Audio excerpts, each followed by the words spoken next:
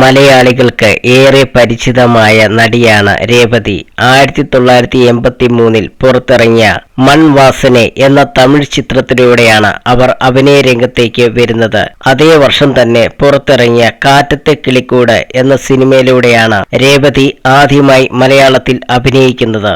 പിന്നീട് തെലുങ്കിൽ അഭിനയിക്കാൻ അവർക്ക് സാധിച്ചു. തന്റെ കരിയറിൽ മലയാളത്തിലും മറ്റു ഭാഷകളിലുമായി നിരവധി മികച്ച സിനിമകളുടെ ഭാഗമായ നടി കൂടിയാണ് രേവതി. ഇപ്പോൾ തന്റെ അഭിനയ ജീവിതത്തെക്കുറിച്ച് മകള രത്നത്തിന് നൽകിയ അഭിമുഖത്തിൽ സംസാരിക്കുകയാണ് നടി. സിനിമയെ ഞാൻ അങ്ങേയറ്റം സ്നേഹിക്കുന്നു. സിനിമയെ പണം സമ്പാദിക്കാനുള്ള മേഖലയായി മാത്രമല്ല ഞാൻ പരിഗണിച്ചത്. അങ്ങനെ ഞാൻ സിനിമയെ കണ്ടിരുന്നുവെങ്കിൽ എന്റെ സിദ്ധാന്തത്തിന് ശക്തിയില്ലാതെ പോയേനെ.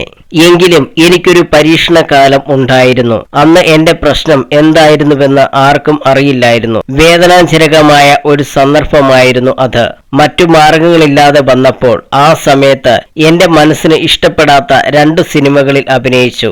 അതോർത്ത് ഞാൻ വളരെയധികം വിഷമിച്ചു. ആ സിനിമകളും വിജയമായിരുന്നു. അതിനുശേഷം ഇന്നേ വരെ എന്റെ പോളിസിയിൽ ഞാൻ ഉറച്ചു നിന്നു. മനസ്സിനിഷ്ടപ്പെടാത്ത സിനിമകൾ ചെയ്യാറില്ല. പല സഹനടിമാരും രേവതി അഭിനയിച്ചതുപോലുള്ള കഥാപാത്രങ്ങളിൽ അഭിനയിക്കാൻ താല്പര്യമുണ്ടെന്ന് അഭിമുഖങ്ങളിൽ പറയുന്നത് ഞാൻ കേട്ടിട്ടുണ്ട്. അത് കേൾക്കുമ്പോൾ മനസ്സിൽ ചെറിയൊരു സന്തോഷം തോന്നാറുണ്ട്, രേവതി പറഞ്ഞു.